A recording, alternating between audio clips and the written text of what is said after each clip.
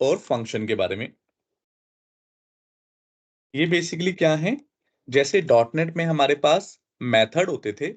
Method क्या करते हैं कि एक फंक्शनैलिटी को आप बना के एक जगह पे रख दो, उसके बाद जितनी बार भी उस फंक्शनैलिटी को आपको कॉल करनी है, उस मेथड को कॉल करोगे और उस फंक्शनैलिटी को यूज कर लोगे।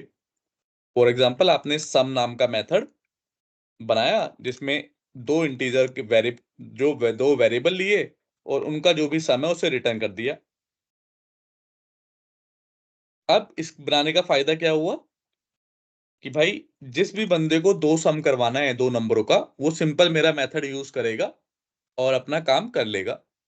आपको बार बार अंदर की जो फंक्शनैलिटी है वो बार बार लिखने की जरूरत नहीं पड़ती।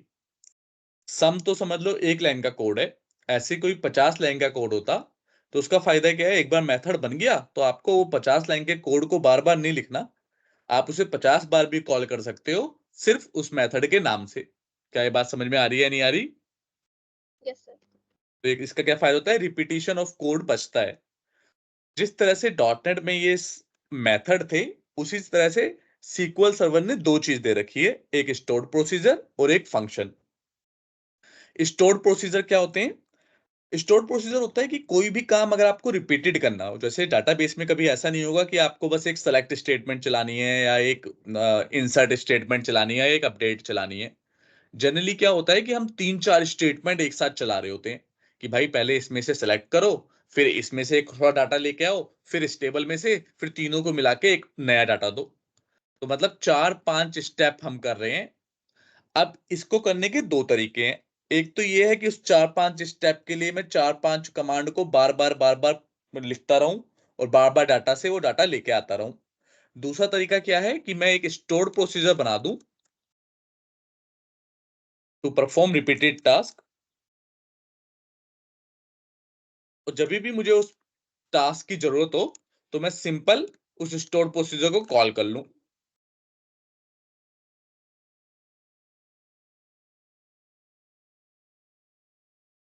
तो ये सिंपल तरीका हो गया ना कि आपने एक स्टोर प्रोसीजर बना दिया, उसमें जितने भी आपको स्टेप बाय स्टेप टास्क करने हैं वो आपने कर लिए, और उसके बाद कभी भी उन टास्क की दोबारा से जरूरत पड़ेगी तो आप उस स्टोर प्रोसीजर को रन कर दो, आपका काम हो जाएगा। क्लियर है, कोई डाउट? क्लियर है सर।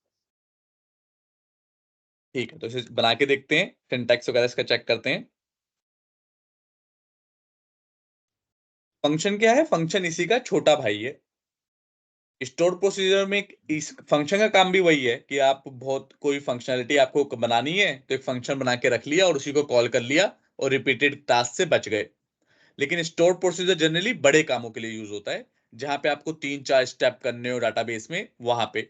और फंक्शन छोटे कामों के लिए, जैसे किसी का मिनिमम निकालना है, किसी का मैक्सिमम निकालना है, किसी दो नंबर का सम करना है, तो ऐसे छोटे मोटे कामों के लिए फंक्शन यूज होता है। क्लियर? Yes sir. इंटरव्यू का बड़ा इंपॉर्टेंट क्वेश्चन है, what is the difference between stored procedure and function. तो वो क्वेश्चन भी अभी हम देखेंगे। तो देखो, जैसे कि आपकी एक हमारी क्लास थी यहाँ पे,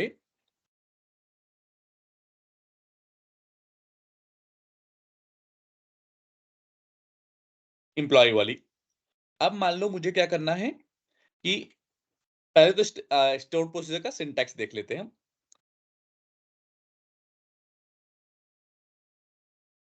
बहुत सिंपल है, सीक्वल सर्वर में क्रिएट प्रोसीजर, स्टोर्ड प्रोसीजर का नाम हम डीबीओ से शुरू करेंगे, और नाम का हम जनरली मैं एक नेमिंग कन्वेंशन यूज करता हूं, आपकी कंपनी में अलग तरीके का नेमिंग कन्वेंशन यूज हो सकता है, बट नाम तो आपके हाथ में है।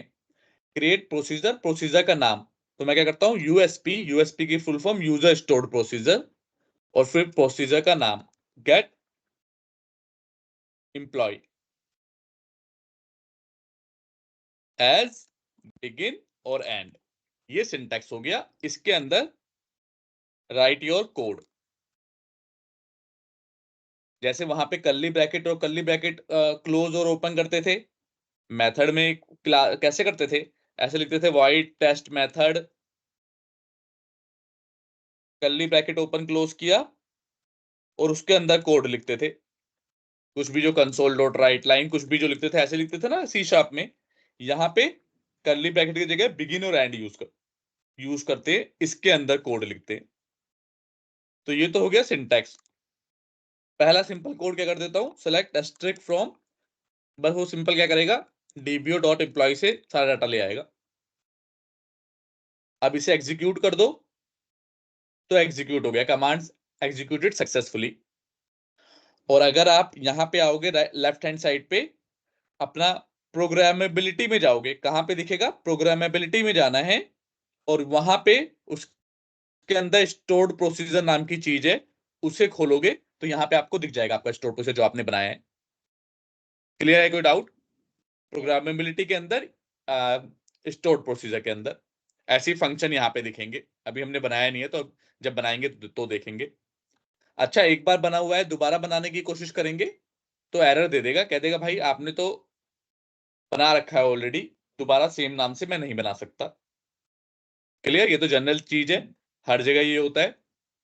अब कॉल कैसे करते हैं, कॉल करने का सिंटैक्स, कॉल करने का सिंटैक्स क्या है, EXEC, एग्जीक्यूट अपने स्टोर्ड प्रोसीजर का name, DBO USP dot get employ. और आगे कोई पैरामीटर होता तो पैरामीटर भी देते, बट अभी कोई पैरामीटर है ही नहीं, तो सिंपल इसे एग्जीक्यूट कर लेंगे, तो जो भी आपने लिखा है अपने कमांड उसके अंदर, वो एग्जीक्यूट हो जाएगी। ये देखो, हो गई या नहीं हो गई? Yes sir. तो एग्जीक्यूट करने के लिए बहुत ही सिंपल, एग्जीक्यूट और आगे लिख दो। अच्छा, एक और तरीका है एग्जीक्यूट करने का, सिंपल जहां पे आपने कमांड लिखी हुई है उसे ही सेलेक्ट कर लो, खाली सेलेक्ट कर लो और रन कर दो, तो भी एग्जीक्यूट हो जाएगा। मतलब अच्छा तरीका तो ये है, मेन तरीका, लेकिन शॉर्टकट क्या है कि आप सिंपल जो आपने स्टोर प्रोसीजर लिखा है वहां पे भी आप चला दो तो भी चल जाएगा। क्लियर है, कोई डाउट? क्लियर है सर। अब कल को आपको लगा कि यार मुझे इसमें कुछ चेंज करना है, मुझे इंप्लॉय सारे नहीं चाहिए थे, खाली जयपुर वाले चाहिए थे, या फिर दिल्ली के दो है ना, खाली दिल्ली वाले चाहिए थे, तो अब आप कैसे चेंज करोगे इसको? ये तो बन चुका है एक बार, चेंज क्या हो सकता है? तो आंसर है हाँ, हो सकता है। आप लिख दोगे where city equal to Delhi, ये आपको चेंज करना है। लेकिन अगर आप ऐसे रन कर दोगे तो वो भड़क जाएगा, कहेगा भाई ऑलरेडी बना हुआ है, दोबारा क्यों बना रहा है? तो अगर आपको अपडेट करना है तो क्रिएट की जगह ऑल्टर यूज करना पड़ेगा। ऑल्टर यूज करोगे तो अब नहीं भड़केगा, अब उसे पता है अब आप क्रिएट नहीं कर रहे, जो बना हुआ है उसी को अपडेट कर रहे हो। अपडेट हो गया, अब आप रन करोगे तो कोई दिक्कत या परेशानी नहीं आएगी, रन हो जाएगा, और जो भी आपने लेटेस्ट अपडेट किया हुआ है वो दिख जाएगा। क्लियर है, कोई डाउट? क्लियर है। अच्छा, ये तो था सिंपल स्टोर प्रोसीजर। अब store procedure with parameter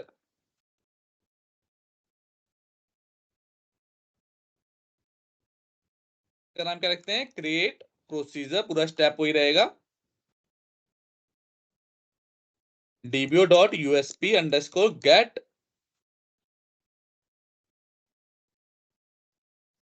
employ by ID.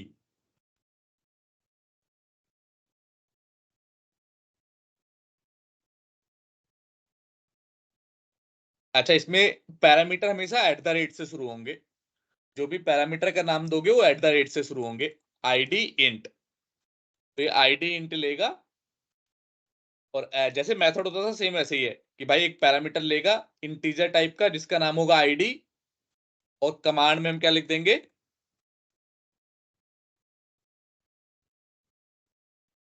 Where ID equal to, जो भी पैरामीटर आएगा ये वाला आईडी, जो भी पैरामीटर आप पास करोगे वो वाला रिकॉर्ड आ जाएगा। जितने भी पैरामीटर देने हैं कोमा लगा लगा के मल्टीपल पैरामीटर यहाँ पे दे सकते हैं। ये तो पहला एक ही पैरामीटर दिया है, तो ये हो गया एग्जीक्यूट। अब यहाँ पे स्टोर प्रोसीजर में आके इसे रिफ्रेश कर दो, तो यहाँ पे दूसरा वाला भी दिख गया। Yes sir. ठीक है, अब इसे कैसे एग्जीक्यूट करेंगे, इसमें तो पैरामीटर भी है, तो सिंपल तरीका है एग्जीक्यूट dbo.usp_get_employee_by_id। अच्छा, वहां पे ऐसे ब्रैकेट करके वैल्यू देते थे क्लास के मेथड्स में। यहाँ पे ब्रैकेट ब्रैकेट नहीं लगाना, सिंपल वैल्यू दे दो, कौन सा वाला पैरामीटर की वैल्यू है ये। अब इसे रन करोगे तो 2 नंबर का रिकॉर्ड आ गया। 3 नंबर वाला रन करोगे, 3 नंबर का रिकॉर्ड आ गया। ऐसे ही 10 नंबर का रन करोगे तो 10 नंबर का रिकॉर्ड तो है ही नहीं, तो क्या आएगा? खाली आ जाएगा, क्योंकि ये रिकॉर्ड है ही नहीं। क्लियर है? कोई डाउट? क्लियर है सर। ठीक है। अच्छा, इसमें इफ वगैरह भी आ सकता है। एक और प्रोसीजर बनाते हैं।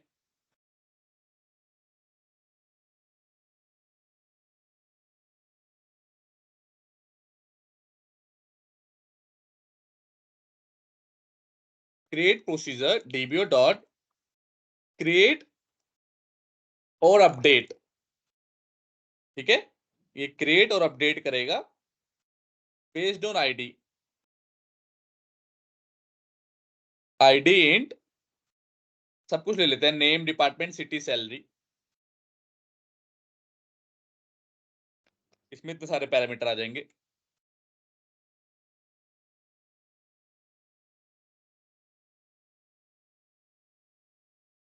सारे पैरामीटर एट द रेट से शुरू होंगे, उसके बगैर कोई भी पैरामीटर शुरू नहीं होंगे। बिना एट द रेट के लिखोगे तो एरर आ जाएगी, कहेगा भाई एट द रेट से शुरू होते हैं पैरामीटर, तो एट द रेट लगाना आपको मैंडेटरी है। सैलरी क्या थी? इंटीजर।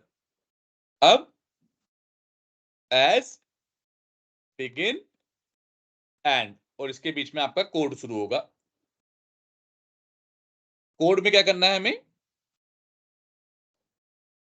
हमें ये चेक करना है कि अगर आईडी इसके अंदर ऑलरेडी पड़ी हुई है, जो हम आईडी पास कर रहे हैं वो ऑलरेडी इसके अंदर पड़ी हुई है, तब तो हमें क्या करना है? अपडेट कर देना है, अदरवाइज ऐड करना है। तो क्या लिखेंगे? इफ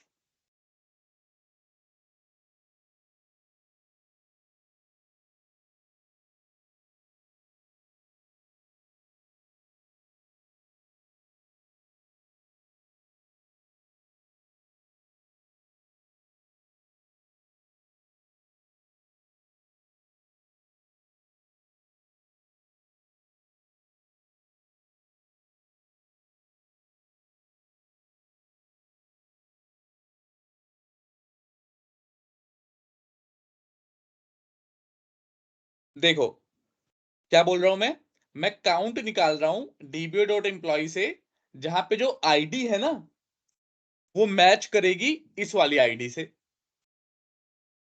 अगर तो काउंट 1 आया, मतलब एक रिकॉर्ड मुझे मिल गया, काउंट अगर एक रिकॉर्ड मुझे मिल गया, तब मुझे क्या करना है? तब तो मुझे अपडेट करना है।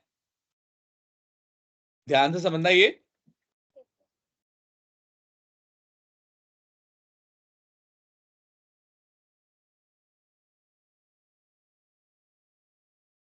एंटर एंटर मार के लिखते हैं, इससे अच्छा थोड़ा दिखे।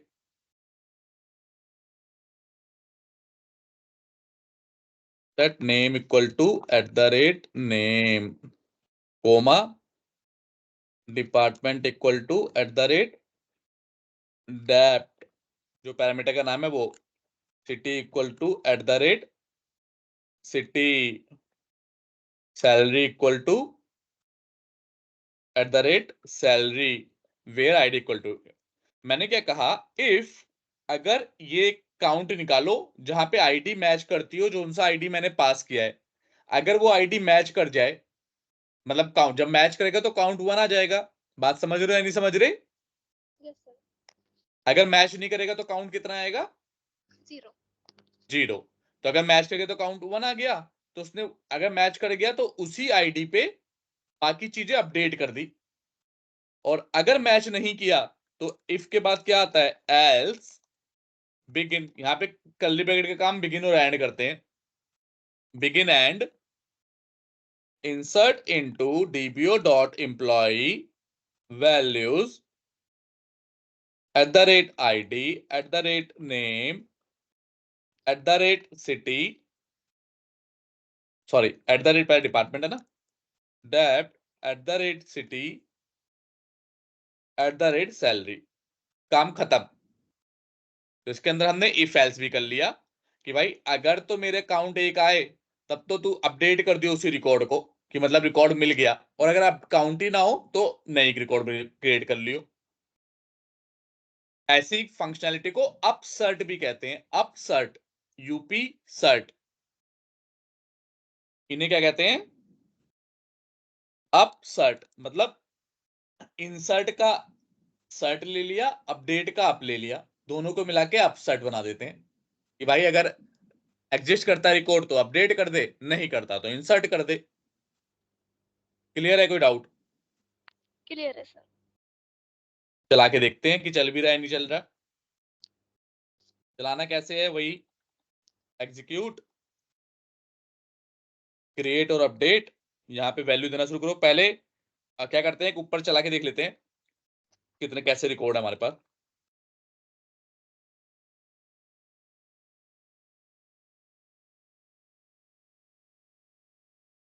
ये रिकॉर्ड है ना, चलो एक बार दो को अपडेट करते हैं, सैलजा की जगह कोई और डालेंगे।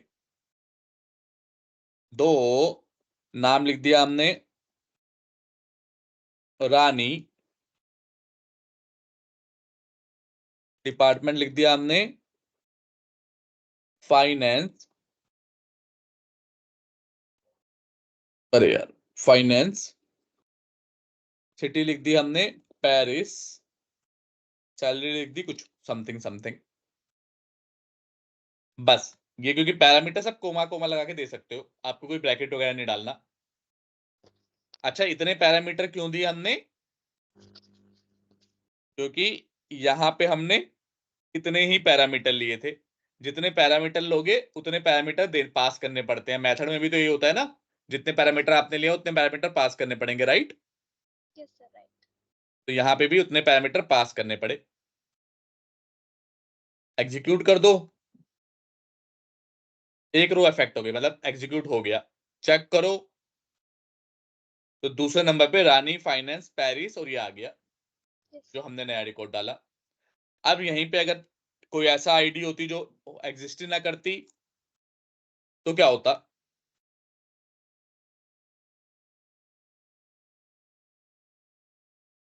तो ये अपना नया रिकॉर्ड क्रिएट कर लेता।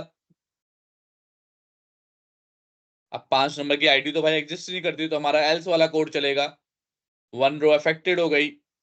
अब रन करेंगे तो 5वें नंबर पे नई रिकॉर्ड आ जाएगी। क्लियर? कई बार आपको जब एक्चुअली में काम करोगे ऑफिस में, तो ये पूरा सेम ही का सेम स्टोर प्रोसीजर बनाना पड़ेगा। इस स्टोर प्रोसीजर को फिर फ्रंट एंड से कॉल करते हैं, जो अपना सी शार्प का कोड है वहां से। वो एमवीसी में देखोगे कैसे होता है, लेकिन इसको बड़ा ध्यान से रखना। कई बार इसे बोलते हैं अपसर्ट, ये बहुत कॉमन चीज है और कई बार आपको इस पे काम करना पड़ जाता है कि अगर रिकॉर्ड रखा हुआ है तो भाई अपडेट कर दे, नहीं रखा हुआ तो इंसर्ट कर दे। क्लियर है? कोई यस, डाउट? क्लियर है सब। सर सबके सिंटेक्स वगैरह याद करने होंगे ना इनके, बिगिन एंड हाँ, काउंट। करेक्ट करेक्ट, एक बार सिंटेक्स याद करना पड़ेगा, लेकिन सबका सेम ही सिंटेक्स है, कोई अलग थोड़ी ना है। बस यही तो है, क्रिएट स्टोर प्रोसीजर का नाम as begin end. Yes sir. जैसे मेथड में सबका सिंटेक्स एक ही होता है, सबका सिंटेक्स सेम है। अगर जहां पे पैरामीटर होंगे वहां पे ब्रैकेट में पैरामीटर दे दोगे। Okay sir. ठीक है। अच्छा, स्टोर प्रोसेस में कोई जरूरी नहीं है कि एक ही कमांड आपको रिटर्न रिजल्ट लेना है, आप मल्टीपल रिजल्ट भी ले सकते हो।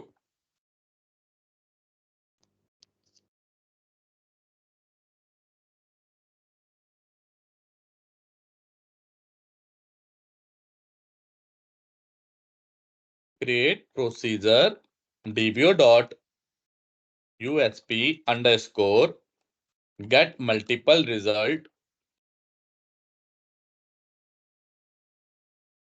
एज बिगिन एंड, और इसके बीच में क्या लिख दोगे? दो कमांड भी लिख सकते हो। जरूरी नहीं है कि एक ही रिटर्न करना है, इसलिए बता रहा हूँ क्योंकि फंक्शन में एक एक ही रिटर्न कर सकते हो, ज्यादा नहीं। तो जब डिफरेंस पूछेंगे तो बताओगे आप डिफरेंस। यहाँ पे देखो दो भी रिटर्न करूंगा अभी।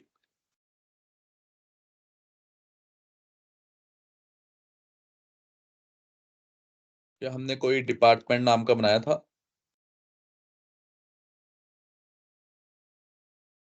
ओ, एक ही टेबल है, कोई बात नहीं, इसी टेबल में कोई और कंडीशन लगा देते हैं।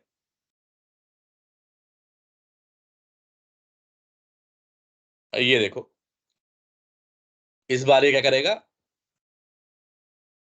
इस बार इसे रन करेंगे तो 2 रिजल्ट सेट आ गया। तो स्टोर प्रोसीजर की खासियत क्या है कि जरूरी नहीं है कि एक ही रिजल्ट लेना है, आप 2 रिजल्ट भी ले सकते हो, 3 भी, 4 भी, मल्टीपल रिजल्ट भी ले सकते हो। क्लियर है, कोई डाउट? ठीक है। अब आता है स्टोर प्रोसीजर, इतना ही है। अब इसके ऊपर आपको प्रैक्टिस करने हैं बहुत सारे स्टोर प्रोसीजर, वो आपको मैं बताऊंगा। चैट जीपीटी से पूछ पूछ के प्रैक्टिस करना है। चैट जीपीटी का यहाँ पे हम इस्तेमाल करेंगे क्योंकि आजकल एआई टेक्नोलॉजी बहुत जल्दी यूज हो रही है हर एक फील्ड में। तो हमें चैट जीपीटी को अच्छे से इस्तेमाल करना सीखना है। फॉर एग्जाम्पल, यहीं पे अगर मुझे चैट जीपीटी से कुछ पूछना होता तो मैं क्या पूछ कैसे, अगर मुझे क्वेश्चन पूछने हैं मान लो चैट जीपीटी से, आपका अकाउंट वगैरह तो बना ही होगा चैट जीपीटी से। सर ऑलरेडी क्रिएटेड है। हाँ, तो ये क्या करना है आपको, give me some example of stored procedure in SQL server, some basic examples and teach me them as a teacher। बस अब वो बता देगा सारे एग्जांपल। ये देखो, यस सर। सब कुछ डिटेल में बता रहा है ना, एक बताया इसने, फिर कैसे एग्जीक्यूट करते हैं वो बता रहा है। इसने एक बना दिया। अब आप इससे बोलो कि show me 10 different type of store procedure, तो वो 10 डिफरेंट टाइप के स्टोर प्रोसीजर आपको बताएगा। पैरामीटराइज स्टोर प्रोसीजर, अब ये खाली जब कोई टेक्स्ट आए तो ऐसे लिख देना, give me example of each one, give me one example of each one. तो सबके एग्जाम्पल देगा, फिर ये क्या करना है आपको, ये पढ़ के समझ के अपने आप करके देखना है। कर पाओगे नहीं कर पाओगे आपका होमवर्क है। Yes sir. मैं क्वेश्चन नहीं दूंगा क्योंकि अगर मैं क्वेश्चन दूंगा तो तुम्हारी आदत बन जाएगी कि आप वही क्वेश्चन पढ़ के वही आंसर दोगे। मैं चाहता हूं आप खुद से निकालो क्वेश्चन, चैट जीपीटी से खुद से पूछो, जिससे जब आप कंपनी में काम करोगे तो खुद से कैसे नेविगेट करना है वो समझ पाओ। Yes sir clear? ठीक है। Yes sir. ऐसे ही create example of functions in SQL Server, one that returns integer and other that returns table। तो ये देखो, इसे स्केलर फंक्शन बोलते हैं। चलो अभी बताऊंगा क्या होता है ये। तो इसने दोनों बता दिए, यस सर। एक क्या कर रहा है, इंटीजर रिटर्न कर रहा है, दूसरा क्या कर रहा है, टेबल रिटर्न कर रहा है। Yes sir. तो चलो अब हम शुरू करेंगे अपना, इन्हीं का एग्जांपल ले लेता हूँ, सबसे सही तो ये लग रहा है मुझे।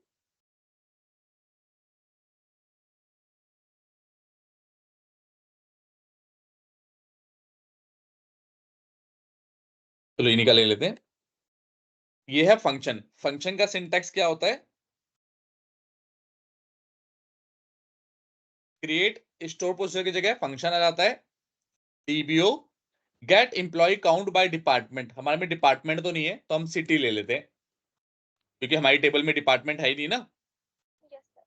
अगर मैं आपको दिखाऊं,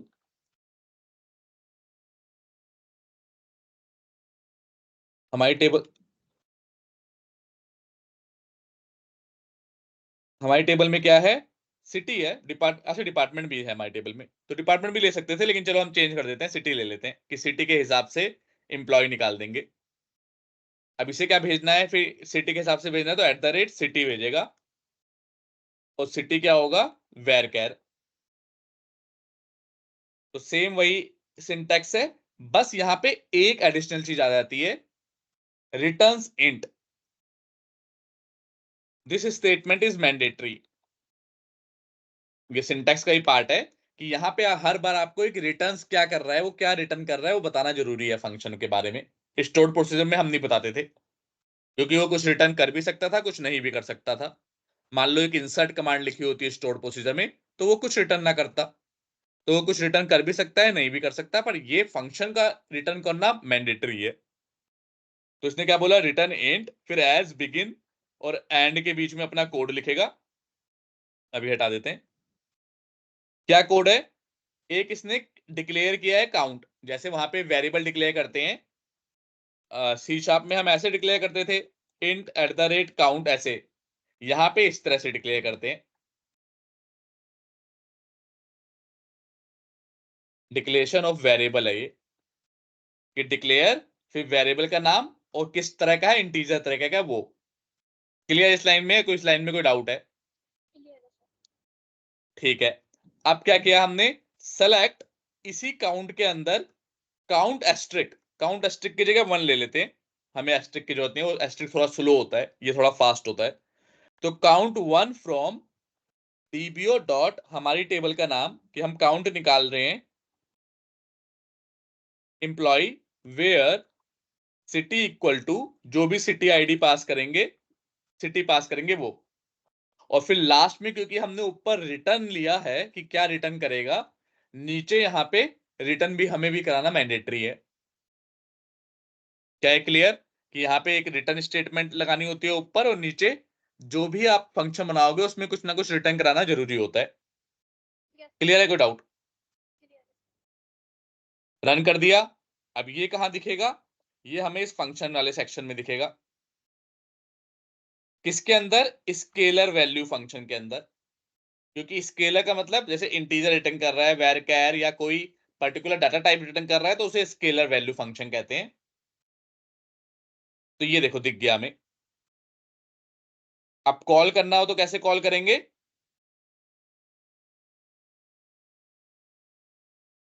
ये सिंपल फंक्शन है, तो इसे कॉपी कर लेते हैं।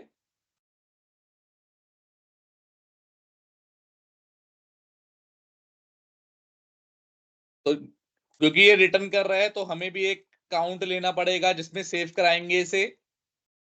तो डिक्लेयर काउंट इंट किया हमने, सेट कर दिया काउंट में अपने फंक्शन का जो भी रिटर्न आ रहा है, सिटी दे दी मान लो दिल्ली, और प्रिंट कराना चाहते हैं हम एट द रेट काउंट। क्या कह रहे, अच्छा डीबी नहीं हो रहा,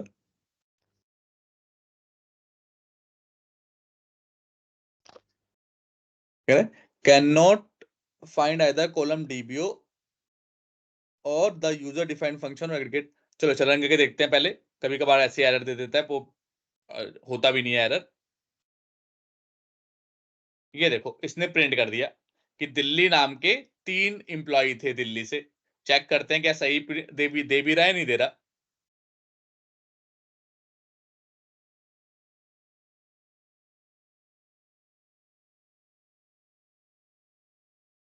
ये प्रिंट करने का सिंटेक्स है कि जो चीज रिटर्न करेगा उसका एक डाटा टाइप ले लो, उस डाटा टाइप को सेट कर दो उस फंक्शन में जो भी वैल्यू है वो, और फिर डाटा टाइप को प्रिंट कर लो। ये सेम ही सी शार्प में भी हम ऐसे ही करते थे, कुछ अलग तरीका नहीं था। तो ये तो सेम ही तरीका है। क्या ये समझ में आ रही है बात या नहीं आ रही? टीबीओ डॉट एम्प्लॉय रन करते हैं। तो ये देखो दिल्ली के 1 2 3 रिकॉर्ड थे, तो तीनों आ गए। अच्छा इसमें अगर खाली एक लाइन चलाओगी तो एरर दे देगा, खाली ये सेलेक्ट करके चलाया तो एरर दे देगा, कहेगा भाई तुमने तो काउंट डिक्लेयर ही नहीं किया, क्योंकि आपने काउंट को सेलेक्ट ही नहीं किया। तो कभी एरर आए तो समझ जाना कि आपको पूरा सेलेक्ट करके चलाना है, ये नहीं कि डिक्लेयर को अलग अलग लाइन में किया, उसे सेलेक्ट ही नहीं किया और चला दिया, तो वो कहेगा आपने काउंट डिक्लेयर ही नहीं किया भाई। तो इसीलिए पूरा सेलेक्ट करोगे तभी रिजल्ट आएगा। क्या बात समझ में आ रही है, नहीं आ रही? ठीक है, तो ये तो हो गया स्केलर फंक्शन। अब एक पढ़ लेते हैं table value function. Create function, क्या नाम है इसका, गेट ऑल एम्प्लॉय ले लेते हैं इस फंक्शन का नाम, as returns,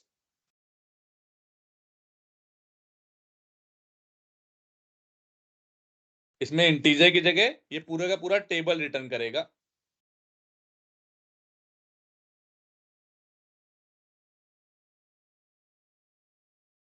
as select asterisk from, अभी सिंपल ये कर लेते हैं, simple asterisk from DBO dot employ.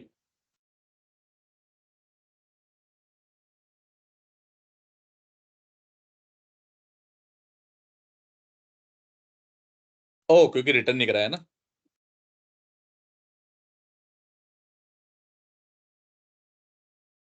चल गया।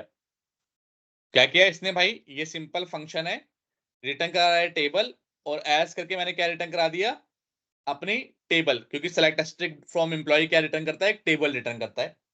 Yes sir. ठीक है। अब इसे कॉल करना हो, क्योंकि ये टेबल रिटर्न कर रहा है, तो इसको सीधा ऐसे डिक्लेयर करके कॉल नहीं करते, call the table value function. कैसे कॉल करेंगे, क्योंकि ये पूरी टेबल रिटर्न कर रहा है, तो हम क्या करेंगे, सेलेक्ट स्ट्रिंग फ्रॉम, क्योंकि टेबल से तो ऐसे डाटा निकालते हैं ना। ये देखो, इसको ऐसे जैसे स्केलर वाले फंक्शन को, जो इंटीजर वैरचर ये सब करते हैं, उन्हें वहां पे सेव करना है। लेकिन क्योंकि ये पूरा का पूरा टेबल वैल्यू फंक्शन है, तो अब इस फंक्शन को एज अ टेबल आप ट्रीट करोगे। देख रहे हो, इवन इसमें अगर आप लगा दोगे वेयर id इक्वल टू 1, तो ये देखो, तो ये फंक्शन, पूरा फंक्शन का फंक्शन क्या बन गया, टेबल बन गया। क्या बात समझ में आ रही है, नहीं आ रही? Yes sir. क्योंकि ये टेबल वैल्यूड फंक्शन है, टेबल की वैल्यू को रिटर्न करता है।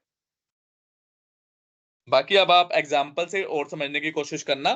हम एक इंटरव्यू क्वेश्चन यहाँ पे ले लेते हैं, जो कि बहुत इंपॉर्टेंट इंटरव्यू क्वेश्चन है, और उसके कुछ पॉइंट लिख देते हैं जो आपको इंटरव्यू के टाइम पे बोलना है। Difference between stored procedure and function. ठीक है, पहला डिफरेंस तो क्या है, स्टोर्ड प्रोसीजर मे और may not return a value, but function always must return a value. बात सही है, राइट? दिखा दिया था मैंने आपको, स्टोर प्रोसीजर में अगर इंसर्ट की कमांड लिख दोगे तो कुछ रिटर्न नहीं करेगा, लेकिन फंक्शन का है हमेशा कुछ ना कुछ तो रिटर्न करना ही करना है। समझ में आई बात या नहीं आई? क्लियर है sir. Second, store procedure can return multiple result set, but function always return only single value.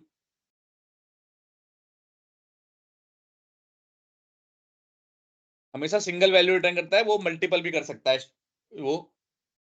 Third क्या करे, you can call function inside stored procedure.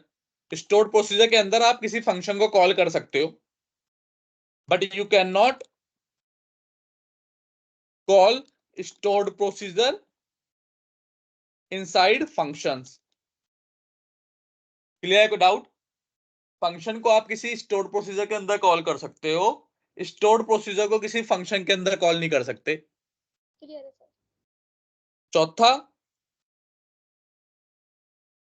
You can use function in select statement, but you can not use stored procedure in select statement.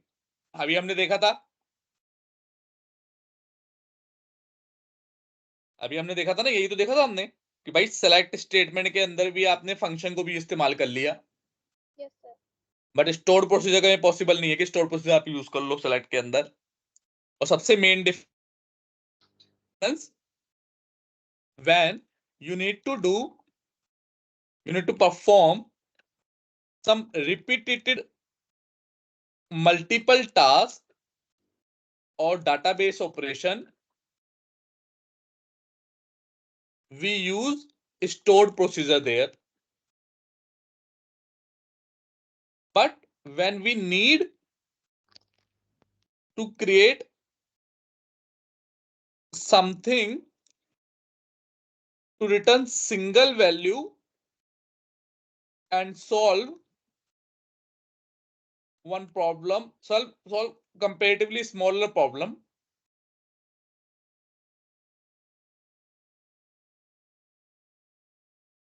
we use function। तो भाई छोटे मोटे काम के लिए function use करते हैं, जिसमें पर्टिकुलर कोई सिंगल वैल्यू रिटर्न करानी है, कोई मैक्स निकालना है, मिन निकालना है, ये सब चीजें।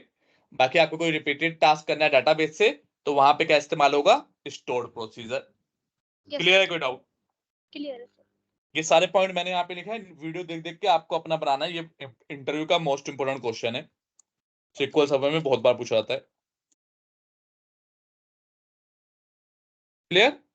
Yes sir. ठीक है, अब एक काम आपको और करना है, चैट जीपीटी पे जाना है, top 20 SQL server interview question